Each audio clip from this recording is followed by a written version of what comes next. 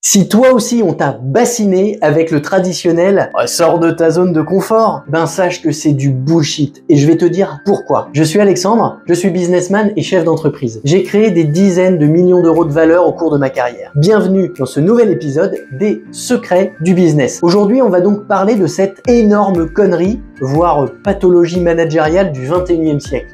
Faut sortir de ta zone de confort. Et c'est un truc qu'on te balance aussi bien dans ta vie pro que dans ta vie perso, j'imagine. Le truc de coach en développement personnel type. Bref, oublie ce tissu de conneries. On a tous entendu dire qu'il faut se confronter à ses peurs, repousser nos limites, etc. Déjà, on va commencer par définir ce qui est réellement la zone de confort. Notre zone de confort, c'est censé être cet espace où nous nous sentons à l'aise et en sécurité. C'est un endroit où on a une certaine maîtrise des situations et où on se sent confiant. Autrement dit, quand on t'invite à sortir de ta zone de confort, en fait, c'est pour te dire, va où tu te sens pas confiant. En gros, on essaie de te dire que si tu es dans un management en douceur avec tes équipes, faut être dans la dureté. Ou quand tu es facilement dur, que tu sortes de ta zone pour être plus doux. Ou bien encore, quand tu as un profil de comptable, de devenir un peu plus commercial. Ou à l'inverse, quand tu es commercial, de devenir un peu plus rigoureux. Bullshit tout ça. Il y a des gens qui sont faits pour être durs et d'autres doux. Certains financiers et d'autres commerciaux. Et on va pas te faire devenir le contraire de ce que tu es parce que tu te perdrais là-dedans. Tu t'oublierais et tu n'es pas sur cette terre pour être à la fois ceci et à la fois cela. Ta zone de confort, c'est l'endroit où tu te sens bien. Et quand on est bien, on est bon. Point. Appuie sur tes qualités et arrête de te laisser flageller sur ce qui prétendument te manquerait. Et tu sais pourquoi au fond de toi, tu sais que j'ai raison? Parce que ça te saoule quand on te dit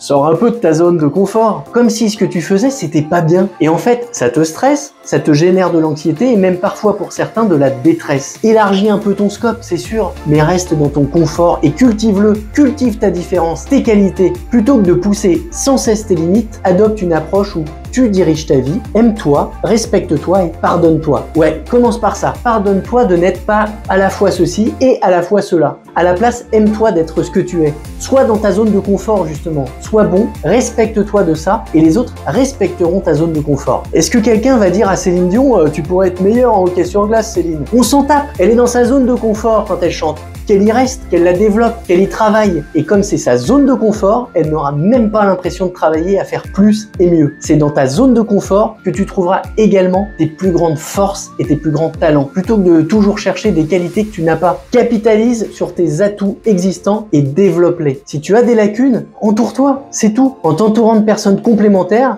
tu vas former une équipe solide où chacun apporte ses forces, où chacun apporte sa zone de confort à lui et où chacun soutient les autres dans leur propre domaine d'expertise, dans leur propre zone de confort. En conclusion, ne te laisse pas piéger par des concepts comme ça à la con et l'idée selon laquelle tu dois constamment te dépasser. Cherche ton équilibre et ton alignement intérieur. Explore graduellement de nouveaux territoires, oui, si tu le sens, et respecte ton propre rythme. Et puis n'oublie pas de capitaliser sur tes forces avant tout. C'est comme ça et pas autrement que tu pourras développer ton plein potentiel et t'épanouir dans ta vie pro, mais aussi dans ta vie perso. Voilà, j'espère que cette vidéo t'aura été utile. N'oublie pas de t'abonner à ma chaîne pour découvrir de nouveaux secrets du business.